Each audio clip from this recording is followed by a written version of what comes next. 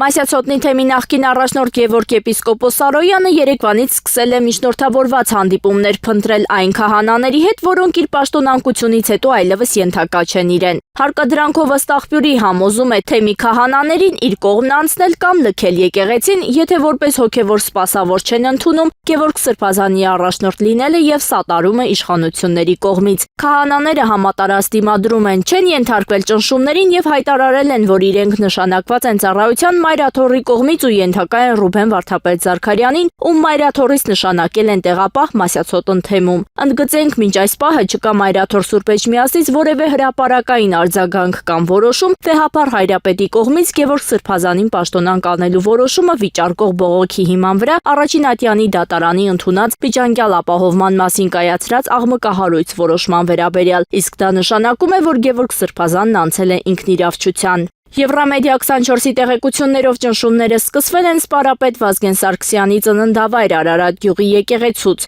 Արարատ գյուղի եկեղեցու քահանային ըստ աղբյուրի կանգնեցրել են կոշտ երկընտրանքի առաջ կամ լքել եկեղեցին կամ ընդունել Գևորգ եպիսկոպոս Սարոյանին որպես թեմակալ առաջնորդ, հիմնավորելով թե կա դատարանի որոշում, ուստի դիմակայությունը կարժանանա ծանր որոշման, հեռացվել թեմից։ Քահանան հրաժարվել է կատարել պահանջը, ինչից հետո նրա նկատմամբ սկսվել է հոգեբանական ճնշում։ Հաջորդիվ տարբեր բանագնացներ, այդ թվում թիմ աշխատակիցներ են մոտեցել ուրիշ քահանաների։ Նրանցից մեկին ընդհուպ սպառնալիքի տոնով են նույն պահանջները ներկայացրել, հավանաբար կոշտ դիմադրության հանդիպելով։ Սույն քահանայի հետ երեկվանից կապ հաստատել չի հաջողվում, անջատած է հեռախոսը։ Մյուս կողմից Գևորգ Սրբազանն է պաշտպանվում լրագրողներից, կեսից անջատելով իր համար անցանկալի համարներից հեռախոսազանգերը։ Նամակներով փորձել ենք պարզաբանում ստանալ, թե ինչ իրավունքով եւ արդյոք ինքնիրավչության գործողություն չէ իր քայլերը, ինչ իրավունքով է աշխարհիկ մարդկանց ուղեկցությամբ նաև եկեղեցու վրա գրոհի հերթական քայլեր անում եպիսկոպոսը, չսպասելով դատարանի որոշման կատարմանը,